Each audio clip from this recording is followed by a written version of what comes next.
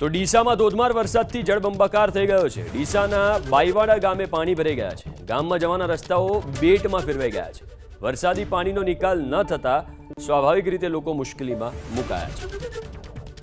ડીસામાં ધોધમાર વરસાદથી જળબંબાકારની સ્થિતિ, આ દ્રશ્યો તમે સ્ક્રીન ઉપર જોઈ શકો છો। ડીસાના બાઈવાડા ગામમાં જે જવાનો રસ્તો છે, ગામ તરફ જે જવાનો રસ્તો છે, એની ઉપર પાણી ભરાઈ ગયા છે। ગામમાં જવાના રસ્તાઓ આખા બેટમાં ફેરવાઈ ગયા એવી સ્થિતિ છે।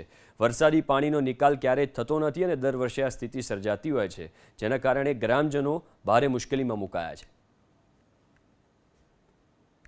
બનાસકાંઠામાં મોડી રાત્રે ધોધમાર વરસાદ ખાબક્યો। ખાસ કરીને જો વાત કરવામાં તો ડીસામાં 4 ઇંચ વરસાદ, ડીસાના ગ્રામ્ય વિસ્તારોમાં પણ ધોધમાર વરસાદના કારણે ઠેર ઠેર પાણી ભરાયા છે। મહત્વની વાત છે કે ડીસાના બાઈવાડા ગામના દ્રશ્યો બતાવવાની કોશિશ કરીશ। બાઈવાડા ગામમાં જે રીતે મોડી રાત્રે વરસાદ વરસ્યો અને વોળાનું વેણ છે તે વેણ આવતા ગામમાં ઠેર ઠેર પાણી જોવા મળી રહ્યું છે। મંદિર હોય, શાળા હોય, ડેરી હોય, તમામ જગ્યાએ હાલ પાણી ભરાતા સ્થાનિક લોકો પરેશાન છે। ગ્રામજનોએ અનેક વાર રજૂઆત કરી, પરંતુ તમે જોઈ શકો તે પ્રમાણે ડેરી આગળ પણ પાણી જોવા મળી રહ્યું છે।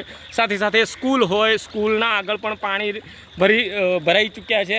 જો કે પાણી ભરાતાની સાથે જ અહીંથી નીકળવું મુશ્કેલ બની રહ્યું છે। દર વર્ષે ચોમાસામાં અહીં પાણી ભરાતું હોય છે, જેના કારણે અહીંથી રાહદારીઓ પણ પરેશાન થઈ ચૂક્યા છે। મહત્ત્વની વાત છે કે જે રીતે ચોમાસા દરમિયાન અહીં જે વોળાનું વેણ છે તે નીકળતું હોય છે અને વોળાનું વેણ નીકળતા અહીં દર વખતે પાણી ગામમાં ઘૂસી જતા હોય છે અને રાહદારી અને ગ્રામજનો મુશ્કેલીમાં મુકાતા હોય છે।